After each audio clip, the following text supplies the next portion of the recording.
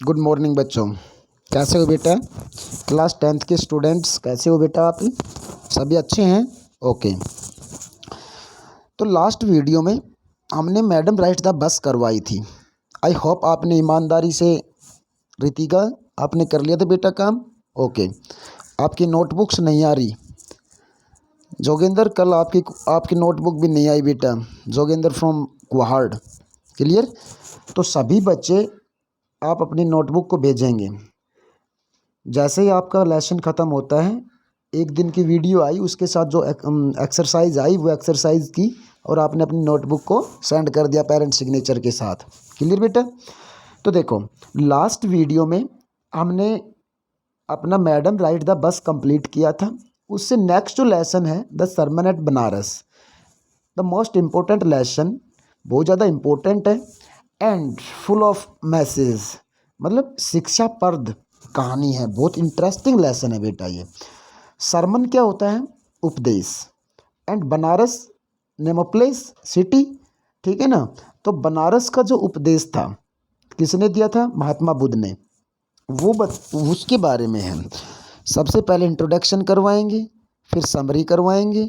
इसमें इस स्टोरी में है क्या चीज़? सबसे पहली बात कहता, जो महात्मा बुद्ध थे उनकी लाइफ, उनकी ऑटोबायोग्राफी क्या थी, बाद में क्या हुए, किस प्रकार से वो बुद्धिस्ट बने, ठीक है ना, बुद्ध धर्म के अनुयायी बने। महात्मा बुद्ध ने बुद्ध धर्म की स्थापना की, लोगों को नई मतलब नई अंडरस्टैंडिंग लाइफ के प्रति क्या दी, अब उस बनारस के उपदेश में क्या कहा था सन लोगों को, किस प्रकार की न्यू अंडरस्टैंडिंग्स के बारे में अवेयर किया था, मतलब the fact of the life क्या थे, समझे कि नहीं, मतलब ज़िंदगी की सच्चाई क्या बताई है।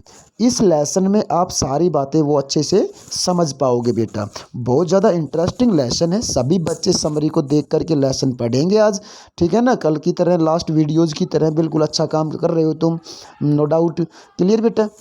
तो देखो, सबसे पहले मैं इंट्रोडक्शन में ही पूरा लेसन आपको क्लियर करवा देता हूँ एक बार। देखो क्या है कि भाई, सरमन एट बनारस, इंट्रोडक्शन में the sermon at Banaras throws light, the प्रकाश डालता है, the early life of Lord Buddha, कि लॉर्ड बुद्धा की अर्ली स्टार्टिंग की लाइफ के ऊपर प्रकाश डालता है। हु वॉज ओरिजिनली बॉर्न, जो कि वास्तव में पैदा हुआ था एज ए प्रिंस, कहते हैं महात्मा बुद्ध जो थे वो एक राजकुमार के रूप में पैदा हुए थे इन द रॉयल फैमिली, एक शाही परिवार में। On being exposed to the sufferings of the world, कहता on being exposed to the sufferings of the world, कहता संसार की सफरिंग्स जो हैं, चिंताएं, दुख जो हैं उनको एक्सपोज करने के लिए, which he was earlier shielded from, कहता जो कि he was earlier shielded from, जो पहले स्टार्टिंग की लाइफ में एज द प्रिंस से वो बिल्कुल अनभिज्ञ थे संसार के दुखों के बारे में, और बाद में उनको एक्सपोज करने के लिए ही लेफ्ट इज प्रिंसहुड, उन्होंने छोड़ दिया अपना राजकुमार का जो रॉयल लाइफ जो थी वो छोड़ दी, and went in search of a salvation thus leaving all the worldly pleasures behind, कहता है बेटा अपने राजकुमार की जो जिंदगी थी वो छोड़ दी, and went in search of enlightenment. Salvation means क्या होता है? अनलाइटमेंट, बोधि ज्ञान, जो हाँ ठीक है बेटा, अनलाइटमेंट को प्राप्त करने के इसकी सर्च में, उन मतलब जो सफरिंग्स थी, चिंताएं, दुख जो थे लोगों के, उनका कारण जानने के लिए चले गए। दस leaving all the worldly pleasures behind, सारे अपनी जो ज़िंदगी की प्लीजर्स जो थे, मतलब एज ए प्रिंस के रूप में, उन सब खुशियों को छोड़ के उन लोगों की संसार वर्ल्डली वरीज जो थी, सफरिंग्स जो थी, उनका कारण ढूंढने के लिए निकल गई। अपॉन अटेनिंग स्पिरिचुअल अवेकनिंग, कहता अपॉन अटेनिंग स्पिरिचुअल, आध्यात्मिक ज्ञान प्राप्त करने के उपरांत, he gave is first sermon, कहता अनलाइटमेंट प्राप्त करने के बाद में पहला उन्होंने अपना उपदेश दिया in the city of Banaras शहर में।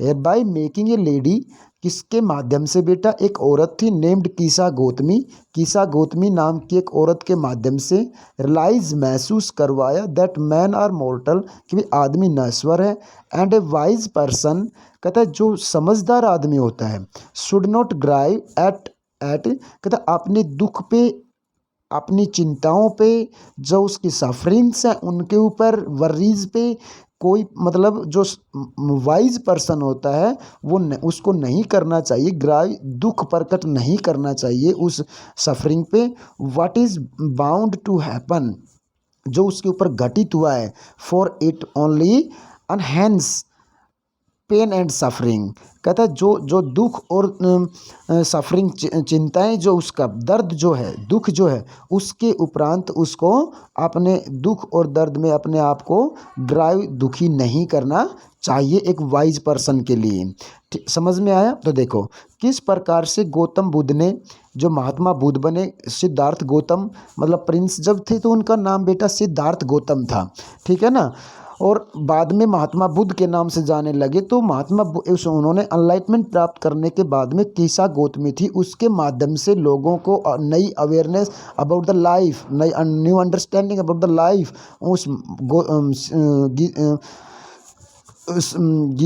क्या गौतमी, कीसा गौतमी के माध्यम से लोगों को समझाया था। देखो अब इसका पूरा जो हम समराइज करेंगे बेटा लेसन को, कहता है गौतम बुद्ध वाज बॉर्न, कहता है Gautam Buddha was born to a North Indian royal family, कहता है गौतम बुद्ध पैदा हुए थे नॉर्थ इंडियन रॉयल फैमिली में, एक शाही परिवार में, एज ए प्रिंस, एक राजकुमार के रूप में पैदा हुए थे। And was named Siddharth Gautam, और उनका जब राजकुमार थे तो क्या नाम था बेटा? सिद्धार्थ गौतम नाम था। When he was 20 years old, जब वो 20 साल के थे, he was sent to a far away place to study Hindu sacred scriptures, कहते हैं हिंदू अपने सेक्रेड स्क्रिप्चर्स, जो होली बुक्स हैं, ग्रंथों को पढ़ने के लिए शहर, मतलब अपने महल से, पैलेस से दूर भेज दिया था। And upon returning 4 years later, और कहता है 4 साल बाद में जब वापस वो घर अपने पैलेस में, रॉयल फैमिली में लौटा, he got married to a princess, उसकी एक राजकुमारी से शादी हो गई। सून, जल्दी ही, दे बोथ हैड ए सन, एक लड़का हुआ उन दोनों को। And they continue to live the royal life for about 10 years, और कहता एक बेटा होने के उपरांत उन्होंने 10 साल तक अपनी रॉयल लाइफ को सरवाइव किया, जिए। The Royals were shielded from all the unpleasant experience of the world until one day, कहता उन्होंने the Royals were shielded from the, कहता जिस प्रकार से उसने जितने दिन भी अपनी रॉयल लाइफ सरवाइव की, तब तक from all unpleasant experience of the world until one day, एक दिन भी उन्होंने संसार की चिंताएं, बाहर के दुख दर्द, लोगों को एक दिन भी मौका नहीं मिला उनको रॉयल लाइफ सरवाइव करते समय देखने का। कहता एक दिन on his way to hunt, कहता एक दिन सिद्धार्थ गौतम को चांस मिला हंटिंग पे जाने का अपने सैनिकों के साथ। और कहता उस दिन जब वो हंटिंग पे गया तो on his way to hunt, कहता शिकार पे जाते हुए रास्ते में the prince met a sick man, कहता जाते हुए एक बीमार आदमी से मिले, बीमार आदमी देखा। और उसके बाद में एन एज्ड मैन, एक बूढ़ा आदमी मिला। And after this A funeral precision क्या होता है बेटा? जैसे दाह संस्कार करते हैं ना, डेड बॉडी को जलाते हैं, उसको बोलते हैं फ्यूनरल प्रोसीजन। दाह संस्कार करते हुए जो अंतिम क्रियाक्रम करते हैं उस वो देखा। एंड ए मॉन्क, और एक भिक्षु जो कि पादरी था, भिक्षु जो था, बैगिंग फॉर आर्म्स, अपनी भुजाओं को फैलाए हुए बैगिंग कर रहा था, भीख मांग रहा था। ये सारे साइट्स उसको पहली बार 25 की एज में देखने को मिला। These experiences acted as eye openers for him and thus, कहता ये सारे जो एक्सपीरियंस हुए उसको, ये सारे साइट्स जो उन्होंने देखे, वो आंखें मतलब ओपनर्स फॉर हिम, मतलब ये सारे उसको चौंकाने वाले सीन्स थे। एंड दस, और इस प्रकार से he left all the royalty behind to seek the higher sense of spiritual knowledge. और कहता उसी वक्त से, जब ये सारे सीन देखे सिद्धार्थ गौतम ने, उसी वक्त से जा रहा था हंटिंग पे, लेकिन अपने रॉयल लाइफ को वहीं उन्होंने त्याग दिया और निकल पड़े हाई स्पिरिचुअल नॉलेज को प्राप्त करने के लिए। मतलब इन सब सिस्टम्स का कोज क्या है, बेस क्या है, उस बेस को सेंस करने के लिए निकल पड़े अनलाइटमेंट की खोजने के लिए। इट मीन्स आध्यात्मिक ज्ञान प्राप्त करने के लिए। अपॉन अटेनिंग सैल्वेशन मतलब उसको खोजते हुए ही बिगिन प्रीचिंग, लोगों को प्रीच करना शुरू किया। मतलब अनलाइटमेंट प्राप्त करने के बाद में उन्होंने लोगों को प्रीच करना शुरू किया, मतलब बताना शुरू किया। He gave his first sermon in the city of Banaras. कहता है उन्होंने अपना पहला अनलाइटमेंट प्राप्त कर, आध्यात्मिक ज्ञान प्राप्त करने के बाद में पहला सरमन जो था, पहला उपदेश जो था वो बनारस शहर में दिया। There was a lady. कहता अब देखो बनारस शहर में किस प्रकार से लोगों को न्यू अंडरस्टैंडिंग अबाउट लाइफ समझाया था बेटा। देर वॉज ए लेडी, एक औरत थी नेम्ड कीसा गोतमी, जिसका नाम कीसा गोतमी था। हुज सन डाइड, जिसका बेटा मर गया था। Suffering with unending pain. कहता और जब उसका इकलौता ओनली सन डेड हो गया था, मर गया था, तो कहता उसकी सफरिंग में, उसका विलाप करते हुए अनएंडिंग पेन, जो कि उसको का बेटा मर गया तो मतलब अंतहीन दुख था उसको। She went from house to house looking for a medicine. कहता वो गई बेचारी एक घर से दूसरे घर मांगने के लिए मेडिसिन, दवा को, to bring her son back to life. दवा मांगने के लिए एक घर से दूसरे घर पे गई जो कि उसके बेटे को बचा सकती थी। कहता अपने बेटे को बचाने के लिए दवा मांगने के लिए एक घर से दूसरे घर तक गई। पीपल स्टार्टेड थिंकिंग, और कहता इस प्रकार से जब वो एक घर से दूसरे घर चक्कर लगा रही थी तो लोगों ने सोचना शुरू कर दिया उसके बारे में। क्या बेटा, क्या सोचना शुरू कर दिया था? देखो, people started thinking that the lady had lost her sense. कि भी उस औरत ने इतना विलाप में, इतने दुख में इस प्रकार से विलाप कर रही थी कि ये कि अपना सेंस खो बैठी, इट मीन्स पागल हो गई है। वन डे, एक दिन, सी मेट ए मैन, वो औरत विलाप करते एक आदमी से मिली।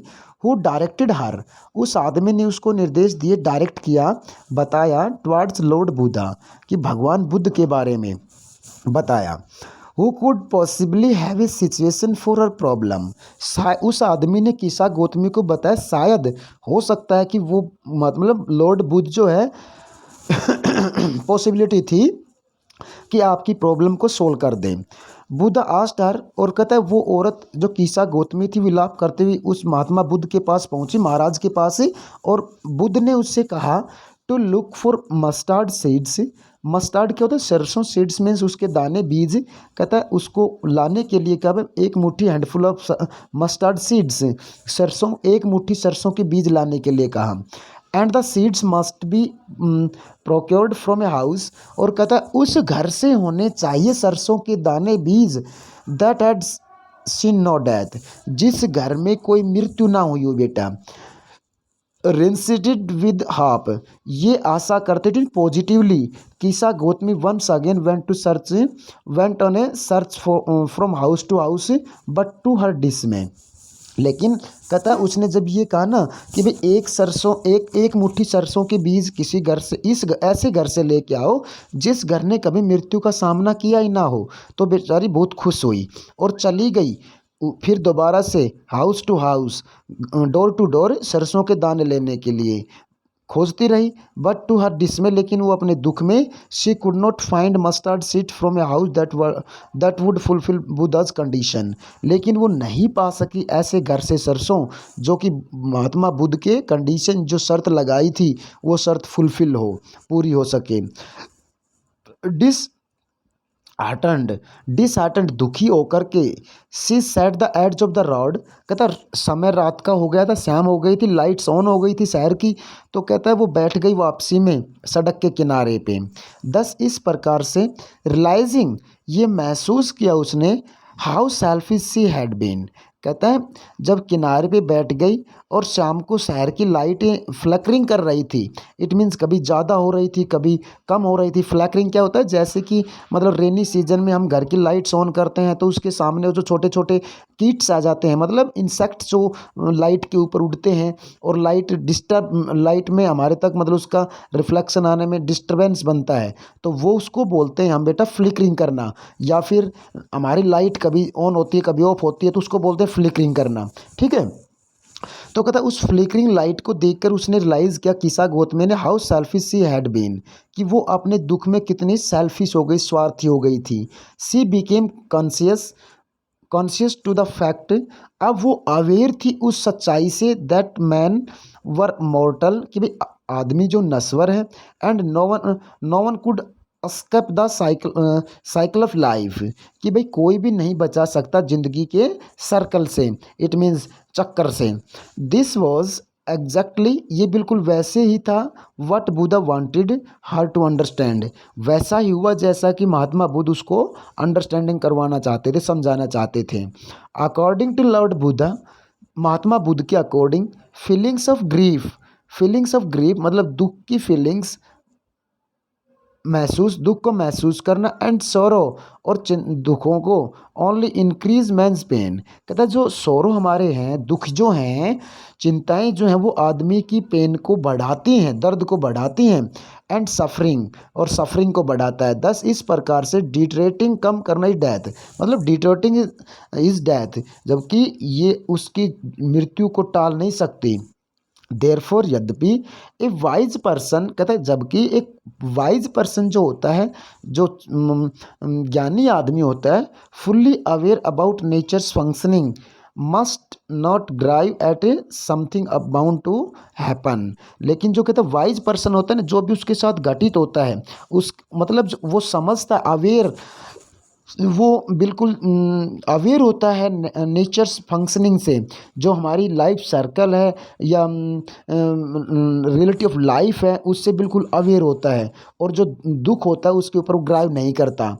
एंड ओनली देन, और फिर केवल he can be happy and blessed, और कहता इतने बड़े दुखों के ऊपर जो उसके ऊपर आते हैं, उसमें जब वो दुखी नहीं होता तो वही आदमी खुश हो सकता है, एंड ब्लेस्ड, भगवान का आशीर्वाद भी उसी आदमी को बेटा मिल सकता है। क्लियर। देखो mostly lines are include in the summary of the text lesson, कहता लेसन की बहुत सारी लाइन इस समरी में और इंट्रोडक्शन में इंक्लूड हो चुकी हैं, बस कुछ एक लाइन, एक या दो पैराग्राफ से ऐसे बचेंगे जो इनसे रिलेटेड होंगे और अच्छे से आपको समझ में आएंगे बेटा। तो पहले इस वीडियो को आप सभी बच्चे देखेंगे, फिर लेसन पढ़ेंगे, and after the next part you will do, आगे का जो क्वेश्चन है वो उसके बाद में करेंगे बेटा।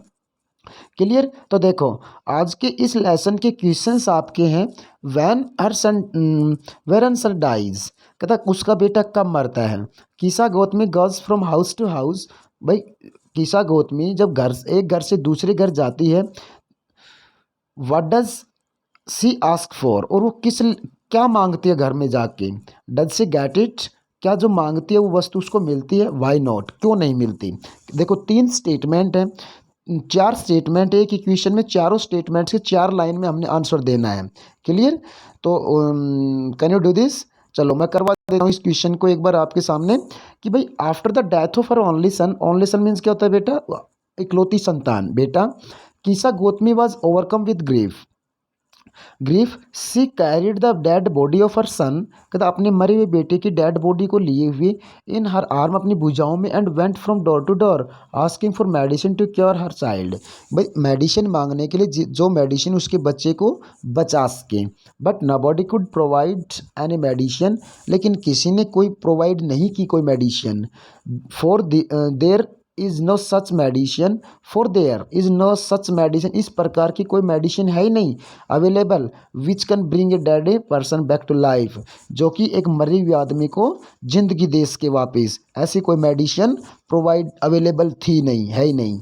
नेक्स्ट क्वेश्चन है बेटा आपका, भाई Kisa Gotami again goes to house after she speaks with the Buddha, कहता बुद्ध के बोलने के बाद में दोबारा से वो एक घर से दूसरे घर के दरवाजे पे गई।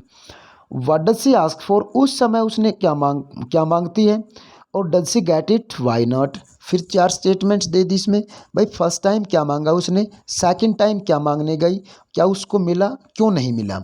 ठीक है। Gautam Buddha ask Kisa going to bring a handful of mustard seed from a house where death had never knocked at the door, मतलब ऐसे घर से हैंडफुल मस्टर्ड सीड्स लेके आओ जहाँ मृत्यु ने कभी दस्तक दिया ही नहीं उसके दरवाजे पे। Kisa Gotami went from door to door but couldn't find a single house where death had not taken a beloved one। कि ऐसा घर कोई, beloved मीन्स क्या होता है बेटा, सगे संबंधी, प्यारा, जो जिन्होंने अपना खोया ना हो। she could not get it as death is in inevitable and anyone who is born to bind to die one day। और तब जाके उसको समझ में आया बेटा कि मृत्यु जो है ना, जो पैदा होता है वो उसी वक्त मृत्यु के बंधन में बंध जाता है। क्लियर, समझ में आया। देखो नेक्स्ट क्वेश्चन है आपका, क्या है भाई, नेक्स्ट क्वेश्चन है भाई, what does कीसा Gautami understand the second time, कि भाई कीसा गौतमी दूसरे समय में क्या समझती है, that she fail to understand the first time, जिस बात को पहली बार वो नहीं समझ पाई, तो सेकंड टाइम ऐसी कौन सी बात है जो उसकी समझ में दूसरी बार आई थी। Was this what Buddha wanted to her to understand, कि भाई क्या जो बुद्धा चाहते थे क्या वो समझी। After failing to procure a handful of mustard seed from a house where death had never knocked at the door, she sat down the roadside। देखो आसान है, लास्ट पैराग्राफ में जो हमने करवाया था बिल्कुल वही आंसर इसका बनेगा बेटा, वो आपने करना है। नेक्स्ट क्वेश्चन देखो आप एक बार, क्या है, वाई डू यू थिंक, आप क्यों सोचते हैं Kisa Gotami understood is only the second time, कि भाई जो सच्चाई मतलब उसको अंडरस्टूड करवाना चाहते थे महात्मा बुद्ध, वो सेकेंड टाइम पे समझे। इन व्हाट वे, किस तरह से did Buddha change her understanding, भाई किस तरह से महात्मा बुद्ध ने उसकी अंडरस्टैंडिंग, समझ को चेंज किया था, बदला था। Earlier she could see only her grief, when she went to door the second time she understood the everyone was dealing with the loss of beloved one। जब दूसरे समय पे उसको ये समझा कि भाई ऐसे घर से सरसों के बीज लाओ जिसके घर में कोई बिलव्ड की डेथ ना हुई हो कभी भी, और फिर उसने डोर टू डोर जाके हैंडफुल की डिमांड की, हैंडफुल मस्टर्ड सीड्स की, और उसने ये कहा ना भाई तुम्हारा कोई रिलेटिव, कोई प्यारा सगा संबंधी, भाई बहन, माँ बाप, दादा दादी नहीं मरा है, तो उन्होंने कहा था बेटा मरे हैं घने, बचे हैं थोड़े से। तब जाके उसकी समझ में आया था कि भाई धरती पे कोई भी ऐसा घर, कोई भी ऐसा जीव ऐसा नहीं है जिसने अपना बिलव्ड खोया ना हो। तब जाके उसकी समझ में आया था कि भाई death is the common to the earthly things. ठीक है ना, देखो ये लिखा, death is common to all human beings. भाई मृत्यु तो सामान्य है सभी लोगों में, सभी जीवों में। अर्थलिंग्स में, अर्थलिंग्स क्या होता है, इस लेसन को जब पढ़ोगे ना तो एक अर्थलिंग्स के बारे में भी आपको बातें आएंगी। अर्थलिंग्स होती हैं पृथ्वी की वस्तुएं, जो मिट्टी से बनी हुई वस्तुएं हैं पृथ्वी पे, जितनी भी वस्तुएं, पेड़ पौधे, फल फ्रूट, सबकी लाइफ तय है। और उन सब की लाइफ जब लेसन पढ़ोगे तो आपको बिल्कुल अच्छे से, जैसे कि भाई पेड़ के ऊपर कोई फल लग रहा है, उसको भी मरने का डर है। कैसे, जब पेड़ के ऊपर मतलब वो पक गया है, और जब वो गिरेगा नीचे ज़मीन के ऊपर, तो गिरते ही क्या होगा, ब्रस्ट फटेगा, और फटते ही क्या हो जाएगा, it is spoiled, it means वो बेकार हो जाएगा, नष्ट हो जाएगा। तो देखो उस फल को भी मरने का भय है। जो अर्थलिंग से मिट्टी से बनी हुई वस्तुएं हैं उनको मरने कैसे भय बेटा, जैसे कि हमारा कप है, टी कप, उसको ऊपर से छोड़ देंगे तो वो गिरते ही क्या होगा, ब्रक टूट जाएगा, और टूटते ही वो क्या हो जाएगा, इट इज़ यूजलेस, बेकार। तो कहता है ऐसे ही हर अर्थलिंग्स को बेटा टूटने का या मरने का भय होता है। क्लियर।